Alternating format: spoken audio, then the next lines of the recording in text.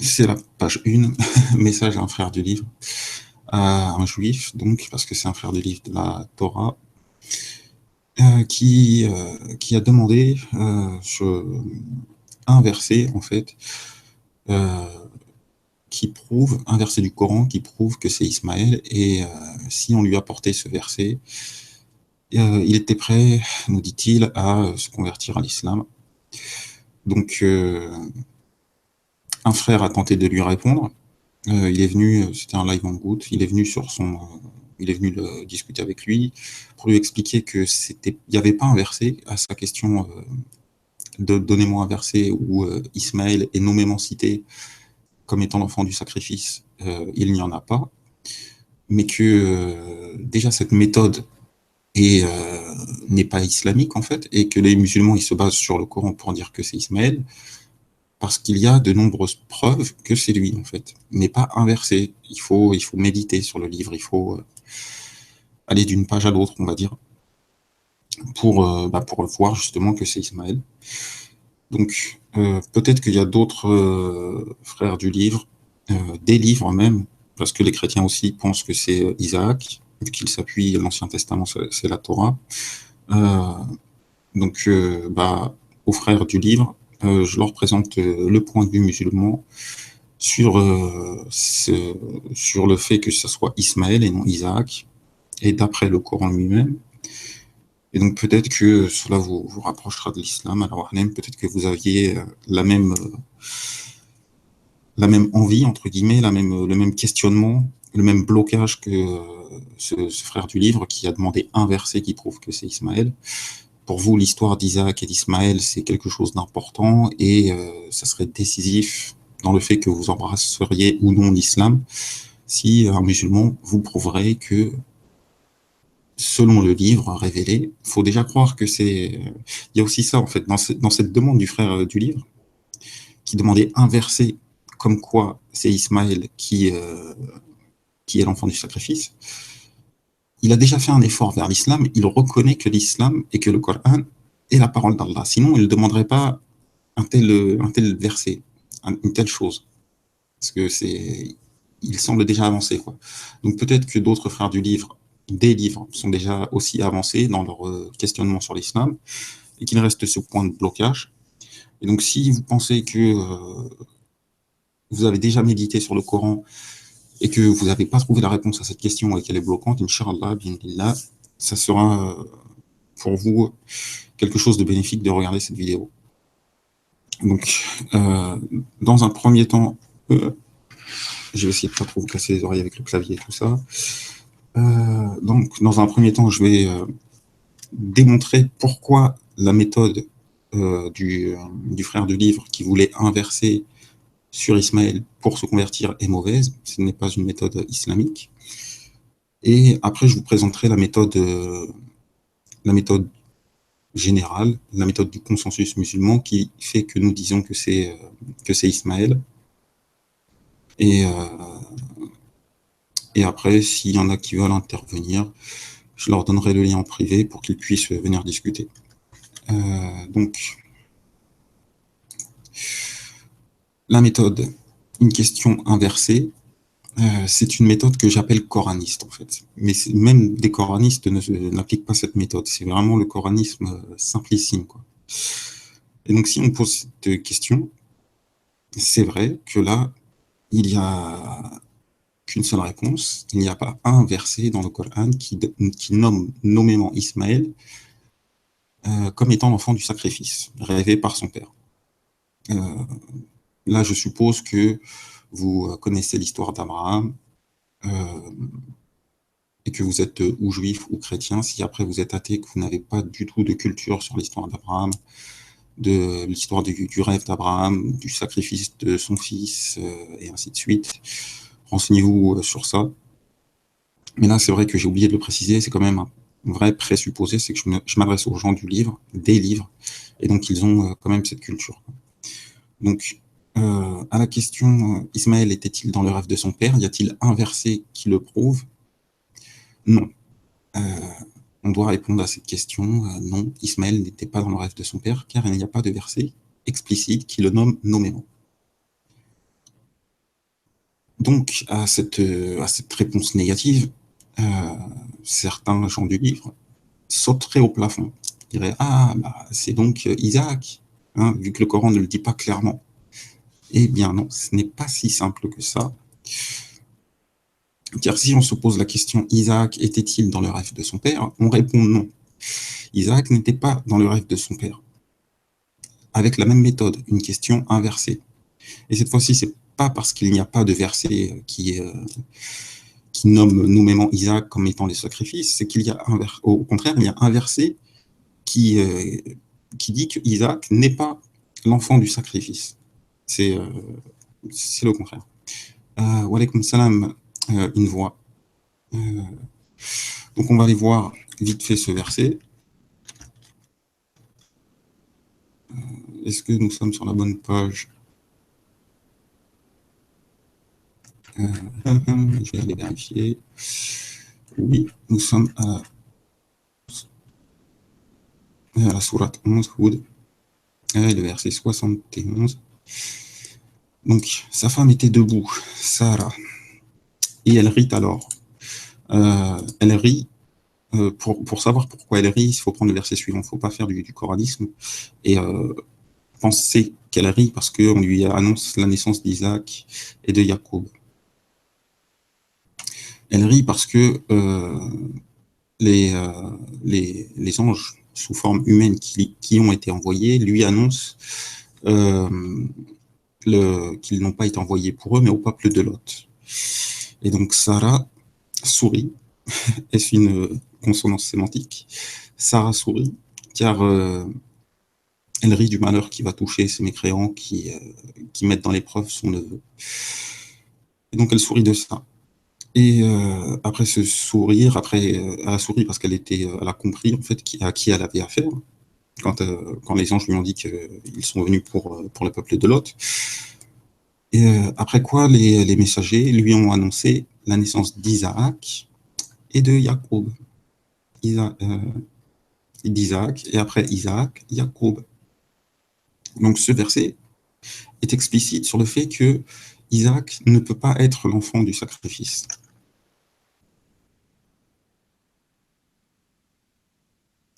Donc je te remercie de t'auto-modérer une voix.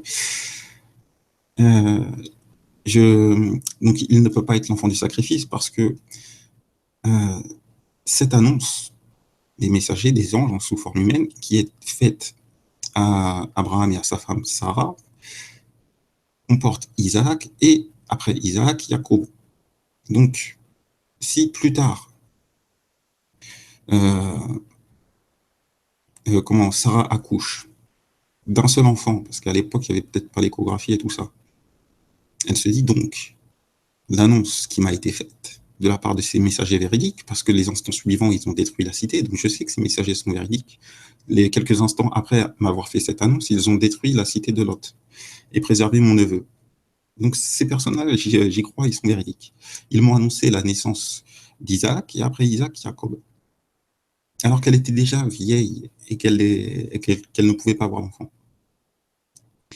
Donc la logique, c'est que ils ont, pour Abraham et pour Sarah, leur logique, qui est aussi la mienne, c'est que l'annonce est faite d'un fils et un petit-fils. Et que ce n'est pas une annonce de deux enfants, l'un après l'autre. Elle est déjà vieille. Elle était déjà vieille, elle ne pouvait pas avoir d'enfant, c'était un miracle qu'elle ait un enfant, quoi. Et donc le fait que les messagers lui annoncent Isaac et après Jacob, fait que quand Abraham a eu ce rêve du sacrifice, il ne pouvait pas penser à Isaac, parce qu'il savait que Isaac allait avoir un enfant, un descendant. On lui avait fait l'annonce, on lui avait fait la promesse.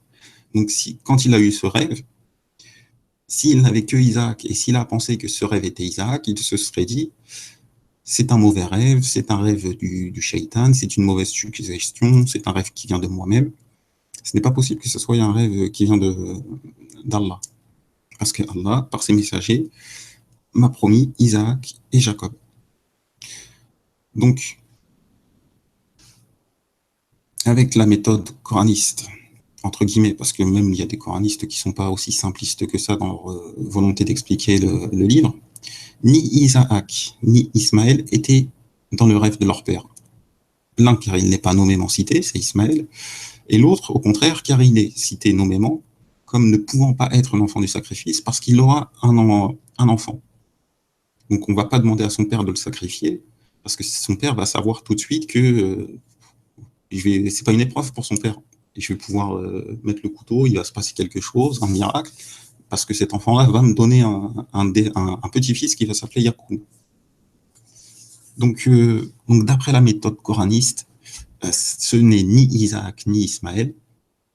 Et donc, pour ce frère du livre qui voulait inverser, lui prouvant que c'est Ismaël qui était l'enfant du sacrifice, on ne peut pas lui en donner, mais par contre, on peut lui donner un verset qui démontre que Isaac n'est pas l'enfant du sacrifice. Donc là, avec sa méthode, on se retrouve dans un cul-de-sac.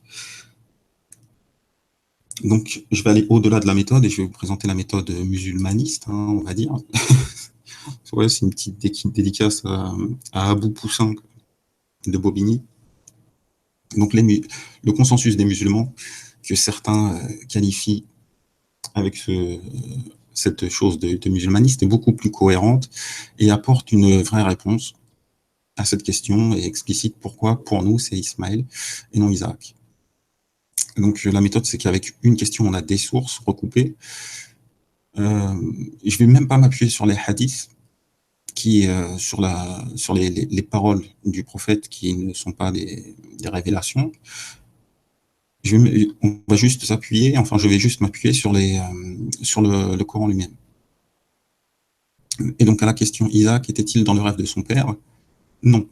Pour la réponse que je vous ai déjà énoncée, à savoir que le verset 11 de 71, Sarah, sa femme de Abraham, était debout, elle rit alors, elle rit parce que elle comprit que le messager n'était pas venu pour Abraham et elle, mais qu'au contraire, ils étaient venus pour anéantir le peuple de Lot, qui maltraitait son neveu. Et donc, nous lui annonçâmes Isaac, et après Isaac, Jacob. Donc, ça ne peut pas être lui, pour les musulmans, et pour une autre raison. On va y revenir beaucoup plus longuement sur cette autre raison. Et donc, ce verset, nous le bénîmes, on va reprendre ce verset, et donc, et nous le bénîmes, ainsi que Isaac. Parmi leurs descendants, il y a l'homme de bien et celui qui est manifestement injuste envers lui-même. Mais avant ça, c'est que on voit dans le premier dans le verset 101, nous lui fîmes donc l'annonce d'un garçon, longanime. Ismaël, c'est entre parenthèses. C'est pour faciliter la compréhension, mais dans la révélation, dans le livre lui-même, dans le Coran, il n'y a pas son nom. Et nous lui fîmes l'annonce, la bonne annonce d'un garçon longanime. Puis quand celui-ci, hein, le garçon, fut en âge d'accompagner Abraham, son père, il dit « Oh mon fils, je me vois en songe en train de t'immoler, vois donc ce que tu en penses. » Le garçon, toujours pas de nom, dit « Oh mon père, fais ce qui t'est commandé, tu me trouveras, s'il plaît à Allah, du nombre des endurants. » Puis quand tous deux se furent soumis, et qu'il l'eut jeté sur le front, voilà que nous l'appelâmes Abraham, tu as confirmé la vision, c'est ainsi que nous récompensons les bienfaisants. C'était là une épreuve manifeste. Donc, dans ce verset-là, il y a une épreuve pour Abraham, une annonce, qui est celle du sacrifice. Nous lui fîmes la bonne annonce d'un garçon qui va être sacrifié. Mais au verset suivant, qui poursuit un petit peu sur l'histoire d'Abraham, et nous lui le bénîmes ainsi que Isaac parmi les descendants. Juste 112. Et nous lui fîmes la bonne annonce d'Isaac. Donc, pourquoi, selon toute logique, pourquoi est-ce que Allah annoncerait deux fois la même chose à Abraham? L'annonce d'un garçon longanime et qui va être sacrifié. Et puis ensuite, l'annonce d'Isaac comme prophète d'entre les gens vertueux. C'est que ces deux personnes sont différentes. Isaac, qui est nommément cité, n'est pas ce garçon longanime.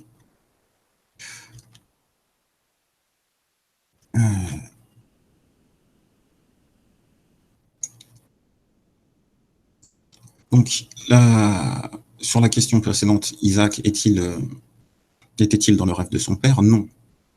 D'après des versets qui s'appuient l'un et l'autre. Et est-ce que Ismaël, au contraire, lui, était dans le rêve de son père? Nous répondons que oui, il était dans le rêve de son père. Il y a, nous y revenons, c'est un, ouais, c'est un,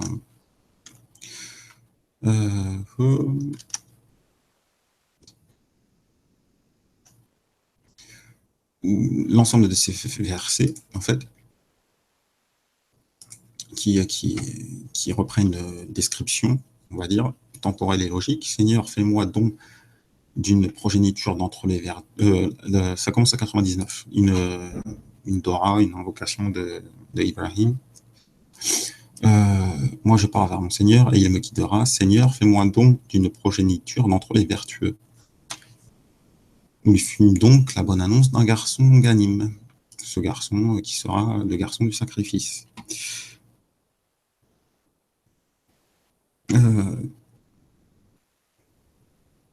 Et ensuite, on lui refait une autre annonce. Nous lui fîmes la bonne annonce d'Isaac. Donc on lui fait une annonce nominative pour Isaac, et on lui fait la bonne annonce d'un garçon longanime. Cet ensemble du verset 99 au 113 est très important pour comprendre le fait que ce soit Ismaël, en fait.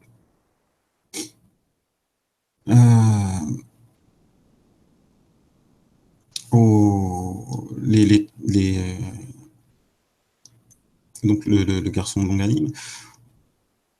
Après, il y a trois autres versets, et toujours ce verset, ce bloc de versets de la sourate 37.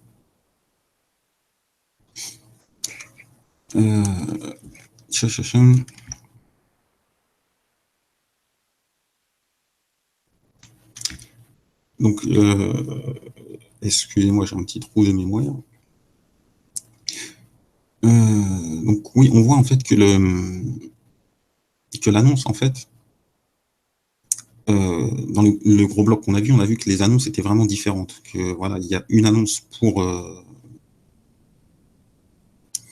enfant longanime qui n'est pas nommé, et une annonce pour Isaac. Et Isaac est toujours cité, ou pas toujours, mais assez souvent cité avec Jacob, et quand il n'est jamais cité avec l'histoire du sacrifice. En fait, l'histoire du sacrifice, elle est seulement présente dans la sourate 37. Sa femme était debout, elle rit. Donc là, c'est dans cette sourate, il y a ces versets que l'on parle de l'enfant du sacrifice.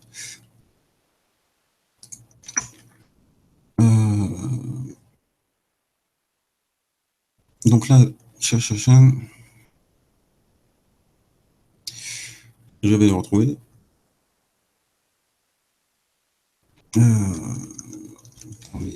Excusez-moi. 27, 72. Ah oui, je suis pas. Donc, il nous lui donna Isaac, et de surcroît Jacob, desquels nous fîmes des gens de bien. Donc là, il n'y a pas. Excusez-moi. Il n'y a pas comment ça s'appelle, de lien avec l'enfant du sacrifice.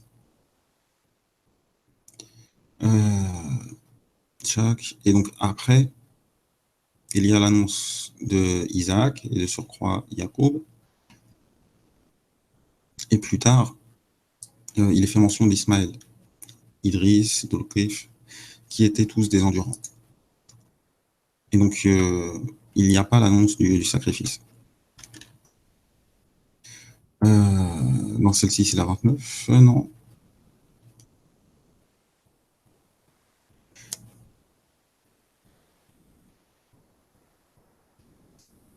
Non,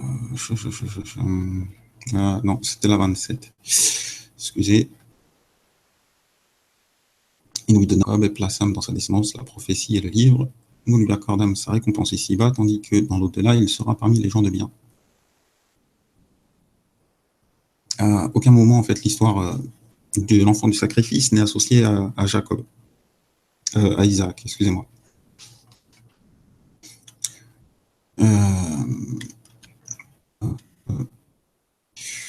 Donc ça, c'est pour le premier, la première chose qui nous fait dire que c'est Ismaël, c'est que une progéniture d'entre les vertueux, nous lui fîmes l'annonce d'un enfant longanime, d'un garçon longanime, même s'il n'est pas nommément cité. Il y a ensuite l'annonce plus tard, l'annonce d'Isaac. Donc, il n'y a pas deux annonces possibles pour la même personne, en fait. Ça serait un petit peu contradictoire, de la folie. Wassalam Dasupanova. Il faut se chercher un blast plus simple, hein, Dasupanova. Donc ça, c'est la première chose. La deuxième chose, c'est que Isaac n'est jamais associé à l'enfant du sacrifice. Oui, oui. Nous le bénîmes. Dasupanova me dit que il faut insister sur le verset et nous le bénîmes, lui et Isaac. Inch'Allah, tu le feras. Je vais revenir dessus. Et donc ça, je reprends. Désolé pour la petite intermède. Donc, pourquoi Isaac est dans le rêve de son père? Parce qu'il y a deux annonces distinctes, une pour un enfant longanime qui n'est pas cité, et une autre pour Isaac. Si Isaac était l'enfant longanime, l'annonce aurait été faite en une seule fois. Le miracle de Isaac n'est pas d'avoir été sacrifié, d'avoir été dans le rêve comme sacrifié pour son père. Son miracle est sa conception, en fait. Il a une conception miraculeuse. Il a la même conception que Zacharia, Jean-Baptiste. Isaac est un miracle comme Jean-Baptiste parce que leur père et leur mère étaient très anciens quand ils ont conçu l'enfant. Ils étaient normalement stériles. On pense qu'à cet âge-là, quand on atteint cet âge-là, on pense que l'on est stérile.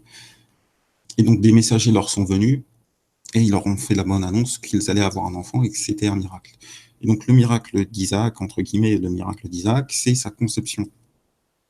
Ce n'est pas d'être l'enfant du sacrifice, c'est une chose, quoi. Et enfin, la dernière chose, c'est le verset 54 de la sourate 19, et mentionne Ismaël dans le livre. Il était fidèle à ses promesses, et c'était un messager et un prophète. Ismaël est assez peu cité dans le Coran. Son histoire est très peu explicitée.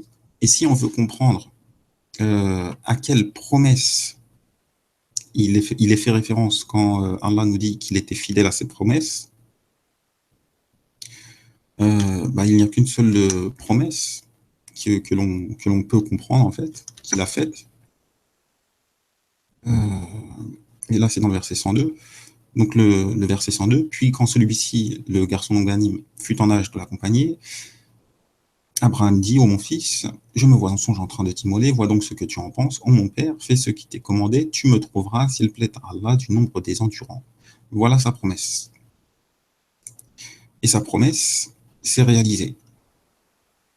Puis, quand tous deux se furent soumis, il a donc réalisé sa promesse. Il s'est mis sur le front.